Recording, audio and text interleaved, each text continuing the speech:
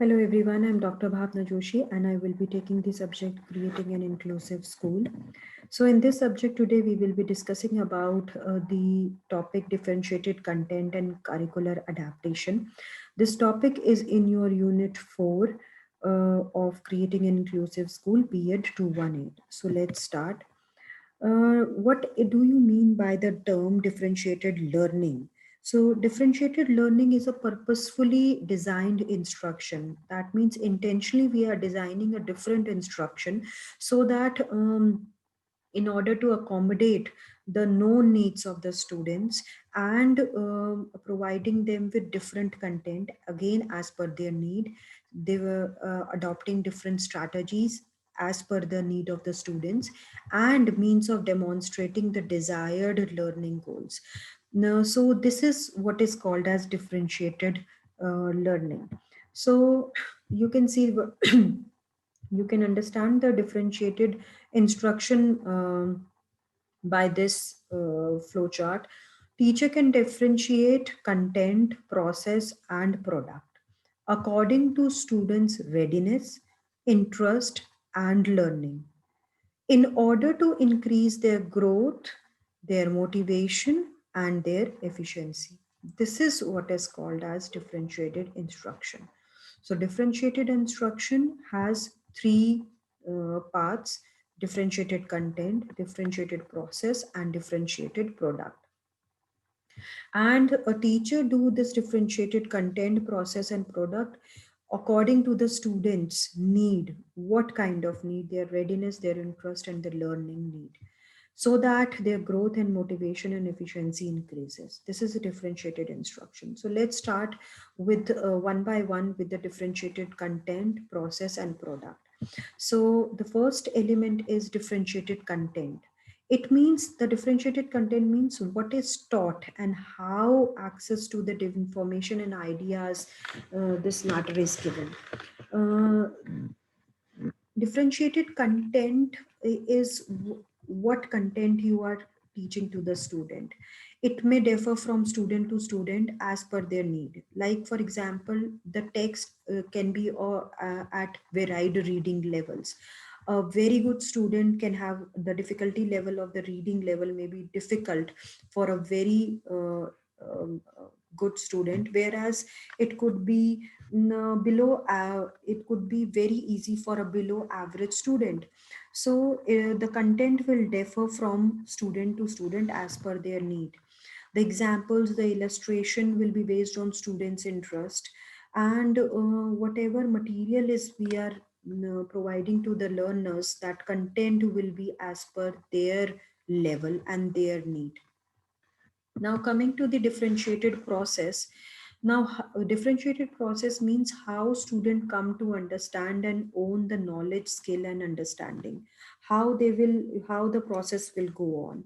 So the pace of the lesson will again depend on the students. It may be that a very good student may learn or grasp the thing very easily and very fast, whereas the slow learner may take a lot of time. So there will be differentiated process. Cooperative grouping strategies will work in this scenario. Activities that seek multiple perspective on topic and issues. A teacher can have discussions, can explain the topics and issues by having discussions, so that every student is able to give his or her perspective. So the process will be different as per the need of the student. Then differentiated product means students demonstration of what he or she has come to know, what is the result, how what knowledge they have gained is the differentiated product. Now differentiated product will be assessed through different things, because the content was different, the process was different, so the product assessment will also be different. So it will be better to develop rubrics for the success based on grade level expectations. So, differentiated techniques, few differentiated techniques. In the case of assessment, rubrics is a very good technique for assessment. It is a 4-point scale, like for example 4 for exceed, if the student exceeds expectation. 3 marks is given if if he or she fully meets the expectation. 2 if the minimum level of expectation is met, and 1 when not yet within the expectation. So these kind of rubrics can be used for children with special needs. Then in differentiated techniques, assistive devices, assistive technology can be used, collaborative activities can be used, feedback system can be used, graphic organizers, labeled reading material, depending on the level of the student, multi-sensory approach, which we will study in the coming lecture, peer tutoring, visual component, all these things are differentiated techniques which can be used for special needs students. Now, coming to the curriculum adaptation is an ongoing dynamic process that modifies and adapts the prescribed program of studies to meet the learning requirement of a student with special needs. It is a kind of, you are having an ongoing dynamic process. It means that as a teacher, you are trying that the curriculum should adapt as per the need of the learner. Whatever learning requirement the child is having, the curriculum is being changed, is adapted as such, as per the need of the child. It enables team teaching to welcome learners of all abilities and ensure that every student is being challenged to learn. Like adaptation, curricular adaptation in case of language, what we can do is long lessons and stories can be divided into smaller parts, with a more meaningful and meaningful beginning as well as meaningful ending. So the stories are divided into smaller parts for those students who are not able to grasp the story in one go. Then poems can be taught through actions and repeating again and again, so that every student can learn it.